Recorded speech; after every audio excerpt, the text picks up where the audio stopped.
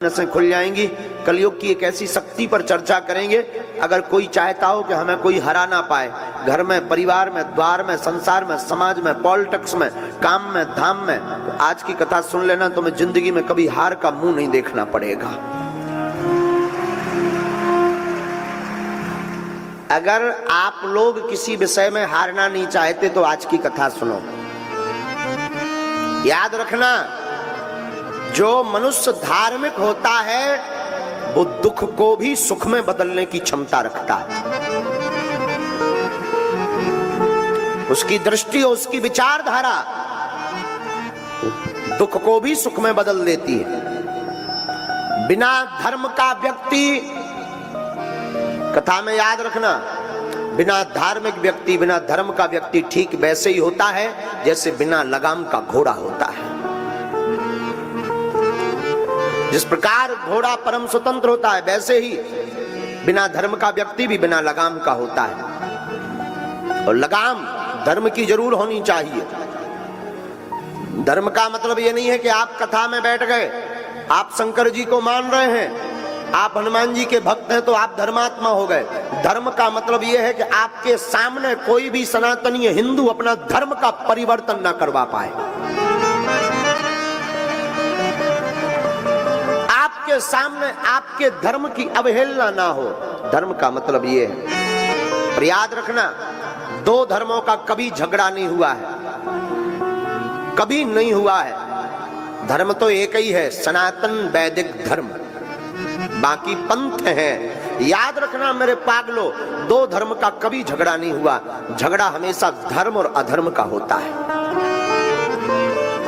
दो धर्मों का हो ही नहीं सकता।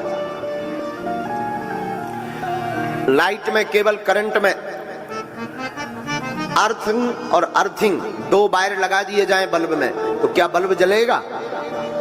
जवाब दीजिए, बोलिए, क्या करना पड़ेगा? अर्थ के साथ फेस देना पड़ेगा। हाँ जी अन्ना जी।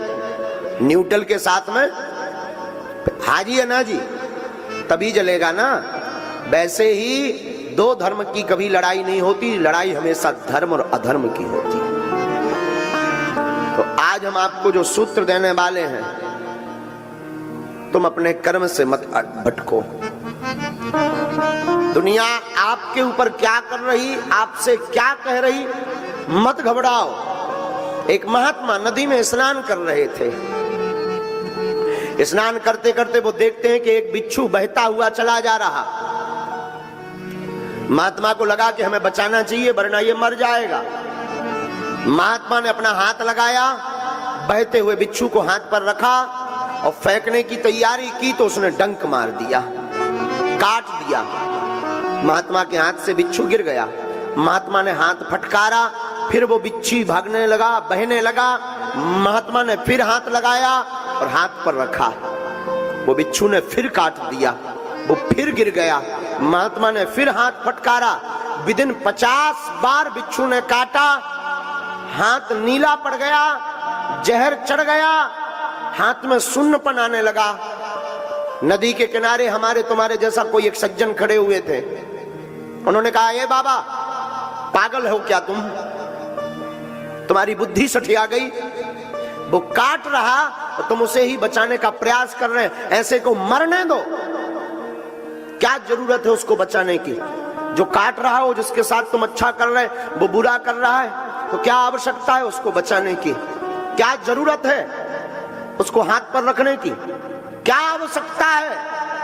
महात्मा ने मुस्कुरा कर कहा कि श्रीमान, बात तो तुमने बहुत अच्छी बोली पर यह सोच बहुत छोटी है। श्रीमान याद रखो, जब वो बिच्छू अपनी प्रवृत्ति नहीं छोड़ सकता, बिच्छू जब काटना नहीं छोड़ सकता, तो साधु बचाना कैसे छोड़ देवे?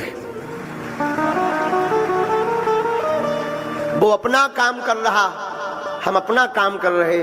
वो मरते मरते भी अपनी आदत नहीं छोड़ रहा और हम जीते जीते अपनी आदत छोड़ दें।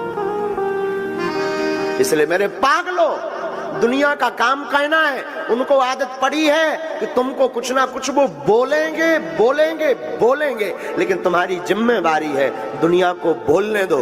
तुम डिगना नहीं, तुम बहकना नहीं, तुम अपने रास्ते पर बढ़ते कदम चले जाना, एक दिन मंजिल अवश्य मिल जाएगी।